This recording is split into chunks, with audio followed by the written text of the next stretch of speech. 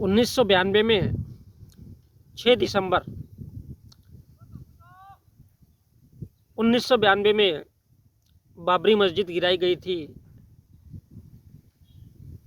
तो 6 दिसंबर को ही क्यों? हम देखते हैं जम्मू कश्मीर में आग लगाई गई थी, दंगे चल रहे थे 90 के दौर में। 2003 में 24 कश्मीरी पंडितों की हत्या की गई थी। तो इसके पीछे क्या था? आतंकवाद। तो यह आतंकवाद जो फैलाया गया था, और उधर राम मंदिर में ये जो राम मंदिर है, राम मंदिर बाबरी मस्जिद जहाँ पे मस्जिद गिराई गई, तो वो एक दौर था 1990 से जो शुरुआत की गई कि बोले देश कैसे चलना चाहिए, कैसे चलना चाहिए। तो आरएसएस, भाजपा, विश्व हिंदू परिषद, हिंदू महासभा और आरएसएस, इन सब लोगों ने डिसाइड किया कि बोले भारत में लोकतंत्र है। तो वो लोकतंत्र किसने दिया? तो भारत का संविधान किसने लिखा? तो बोले डॉक्टर अंबेडकर ने लिखा। तो डॉक्टर अंबेडकर तो एक्सपायर हो गए, उनकी पुण्यतिथि है 6 दिसंबर। तो इस इंसान के द्वारा दिया गया जो संविधान है, और 1848 में ज्योतिबा फुले ने जो स्कूल खोला, तो इस देश में गुरुकुल की स्थापना हुई। अब 1850 के पहले तो भारत में कोई स्कूल थे ही नहीं। तो ब्रिटिश काल में ही स्कूलों की शुरुआत हुई, गुरुकुलों की शुरुआत हुई। तो ये जो गुरुकुल है ये बड़े आंखों से गड़ रहे, क्योंकि गुरुकुल में पढ़ने वाले बंदे सवाल करते हैं, और लोकतंत्र तो सबको बोलने की आज़ादी देता है। इसमें ढेर सारे आर्टिकल और संविधान है। सुप्रीम कोर्ट का जज अगर बोल सकता है, तो भारत का एक छोटा सा बच्चा भी बोल सकता है, उसको भी नागरिकता है और उसको भी स्वतंत्रता है। तो सवाल यहाँ पर ये उठता है कि बोले यार भारत में लोकतंत्र है, तो फिर इससे ब्राह्मणिज्म को खतरा होगा। यानी वो राम राम, एक बार बुद्ध के लिए राम, एक बार वर्धमान महावीर के लिए राम। तो ये 2 बार जो राम राम बोला जाता है, तो बोले लोग पंडितों के पैर नहीं पड़ेंगे, पंडितगिरी चलेगी नहीं, धर्म नहीं चलेगा। तो इसलिए 1990 से जम्मू कश्मीर से आतंकवाद को शुरू किया गया, नींव रखी गई इन सारे संगठनों ने। और बोले भारत को जो लोकतंत्र दिया अंबेडकर ने, तो इससे क्या होता है कि उनके बच्चे बोले पढ़ाई लिखाई में नहीं बनेंगे, कलेक्टर नहीं बनेंगे, क्योंकि मुख्यतः दलित और ओबीसी ये भारत के मेन धारा में आना नहीं चाहिए। अगर ये मेन धारा में आ गए, विशेषकर ओबीसी के लोग जो पोथी पुराण पढ़ पढ़ के ही सारी जिंदगी जगते हैं, और ये लोग अगर इस देश के राजनीति में आ गए, इस देश के इसमें आ गए, पढ़ाई लिखाई के क्षेत्र में आ गए, तो फिर पंडितों की पोंगागिरी नहीं चलेगी। तो फिर उनकी जो रांड और सांड की लड़ाई है, तो वो इस तरह से पूरी ख़त्म हो जाएगी। तो इसलिए आतंकवाद को जन्म दिया गया। आपने देखा होगा नरेंद्र मोदी, योगी आदित्यनाथ, या बीजेपी का या आरएसएस का कोई भी इंसान, वो भारत की जनता की बात करता ही नहीं। वोट लेने के लिए कुछ भी बोलेगा। ये तो ब्राह्मण है बंधुओं, ये तो ब्राह्मणों की नीति है कि मत्स्य पुराण और सरस्वती पुराण की रचना करता है तो बोलता है कि बेटी को भी चोदना चाहिए। ब्रह्मा ने अपनी बेटी के साथ विवाह किया था ना। तो वो उसकी असली लड़ाई चुदाई की है, रांड की है।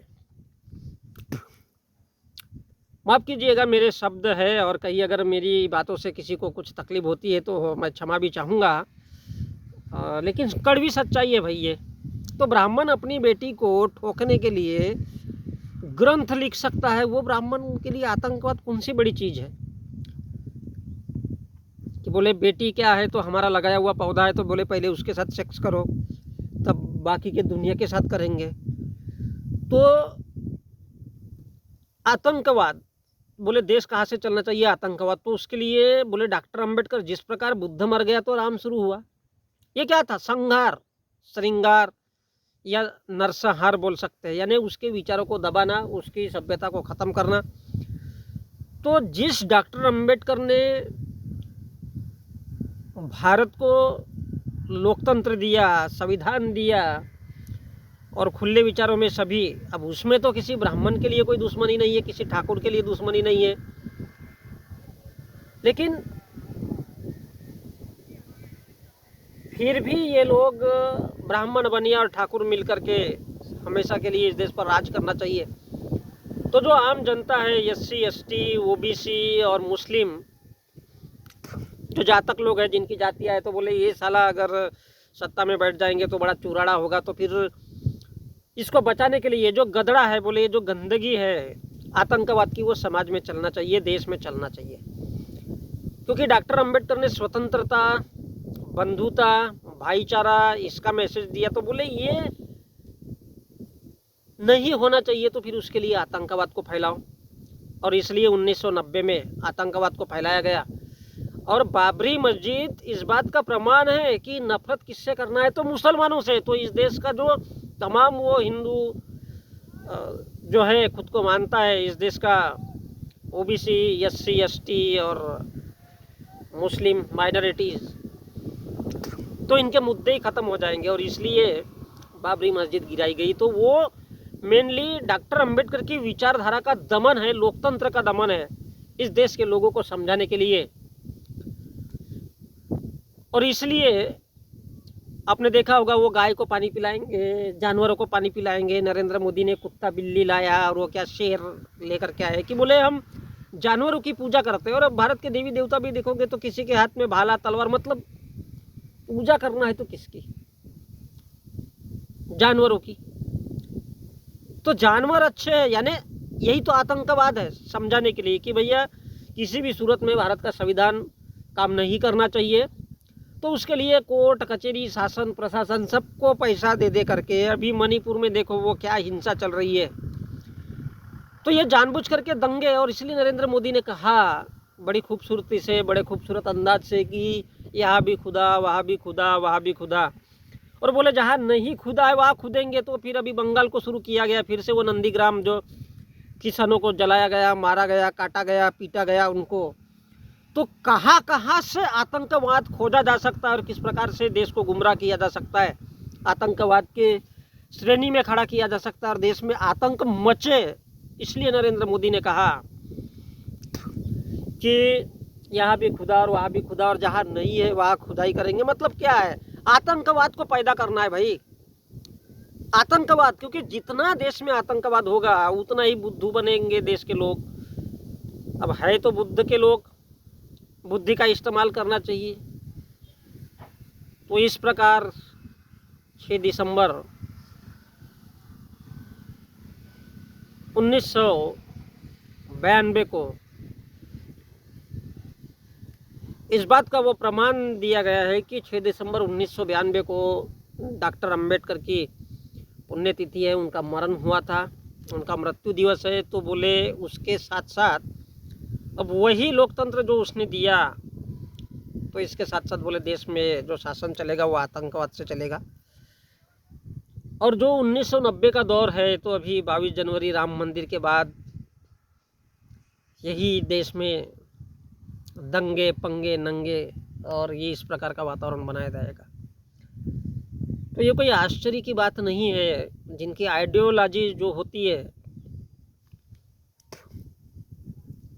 वो उसी आधार पर चलते हैं।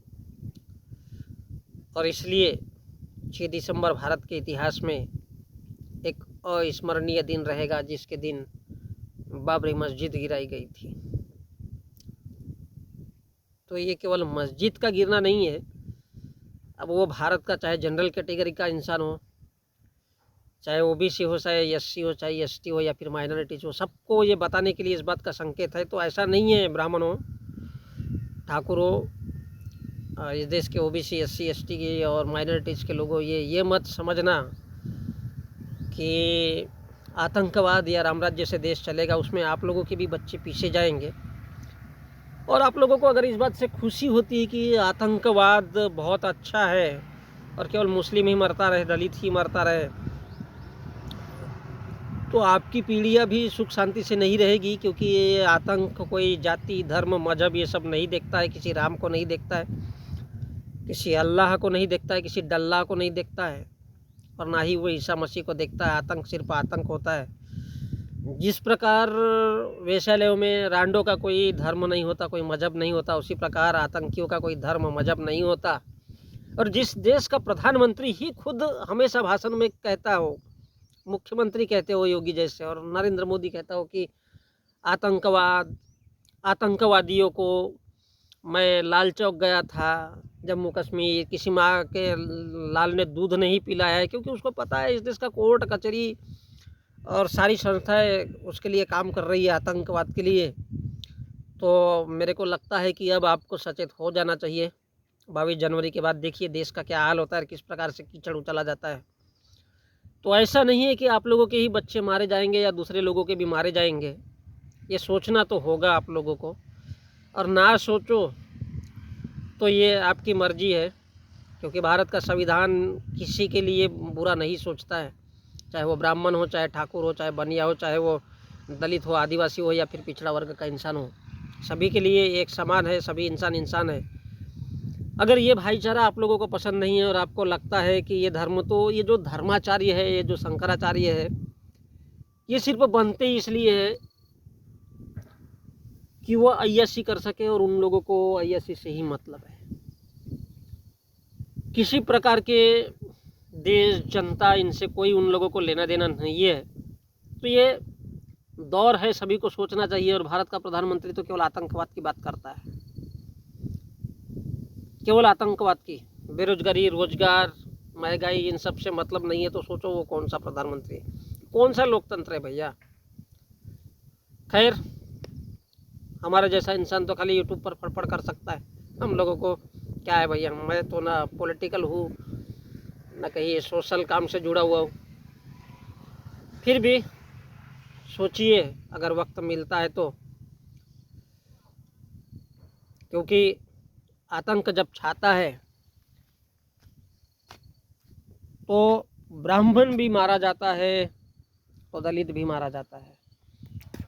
आप लोगों को लगता होगा कि खाली मुसलमानों से अगर नफरत की जाएगी तो ये हमारे देश के लोगों की भूल है।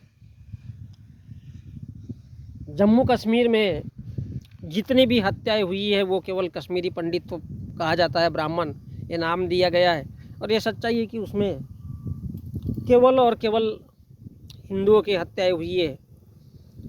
तो ये जो धर्म, राम मंदिर, ये सिर्फ एक राजनीति है। राम कोई धार्मिक सब्जेक्ट नहीं है, और अगर धार्मिक है तो फिर अपने घरों में रखना चाहिए। इस देश के शंकराचार्य और इस देश का आरएसएस, नरेंद्र मोदी जो आरएसएस का कार्यकर्ता है, तो ये तो चाहता ही है कि देश में आतंक रहेगा। तो चाहे वो ब्राह्मण, कश्मीर में कौन मारे गए भाई, कभी 29 हिंदुओं की हत्या, कभी अमरनाथ यात्रियों की हत्या है, वो सब हिंदू ही तो है, सारे के सारे हिंदू थे, और कश्मीरियों की भी हत्या होती। तो ये क्या है, और वो भी राम के नाम पर, क्योंकि यही लोग बताते हैं कि राम ने कहा था मैं मृत्यु से नहीं डरता, मैं केवल बदनामी से डरता हूँ।